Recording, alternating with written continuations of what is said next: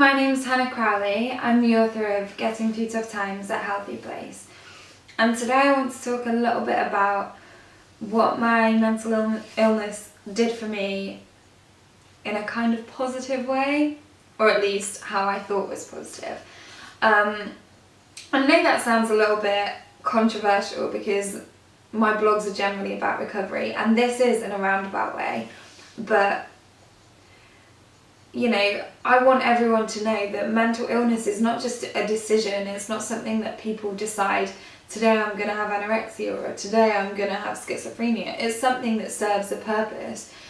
And for me, it was a form of escapism, and I think that's the case with a lot of mental illnesses. It's a kind of coping mechanism. It's a way to either see measurable progression, or it's a way of taking your mind off things, or it's just a bit of a way out. It's just, you don't know what else to do, so you do that because change or doing anything differently can cause anxiety, it can be scary, and that's what it was like for me. And sporadically, I was diagnosed with anorexia at 13, and I had massive shifts in how well I was throughout the rest of my life until this point. And I think a massive change for me and a massive difference, and when I really saw how I relied on my mental illness, was that when I was about 20 and I'd just come out of a mental home. Basically it was a rehabilitation centre, and I'd been in there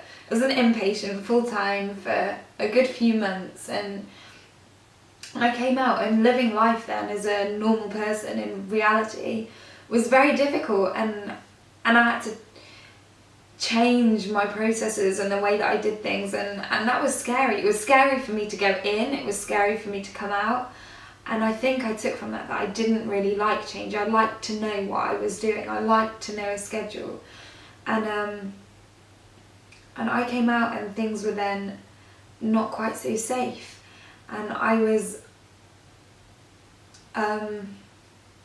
in a detached way as possible to say it. I was, not long after, I was a victim of sexual abuse, and I was, as someone that had been innocent until that time, and someone who had grown up in a highly religious family, I felt more than violated. I felt dirty, I felt sinful, and I didn't know how to cope with these feelings, and I couldn't talk about them. And so I just went back to relying on my mental illness and taking away the thoughts that I was feeling in relation to this incident and channeling them into my mental illness. And that was, I'm not saying that was a good way to go about it, but that was the purpose that it served for me. So in a way, my illogical mental illness was actually kind of logical. That's why I want everyone to know that you're not, having a mental illness doesn't make you crazy. It serves its purpose, and it's breaking away from needing it to serve a purpose that is really what recovery is all about. And I think we need to get rid of the perfect person that we want to be, because we're never going to tick all the boxes. It's never going to happen, and I don't think it needs to, because we can be beautiful without that. And every baby step that we make, eventually it does become a mile, and then we can look back and see how much we've improved, and that is amazing in itself. And just keep on going, because we are actually worth it, and we don't need our mental illnesses to serve the purpose that we think they serve, because we can do it, and we can do it without that. And that's all for today.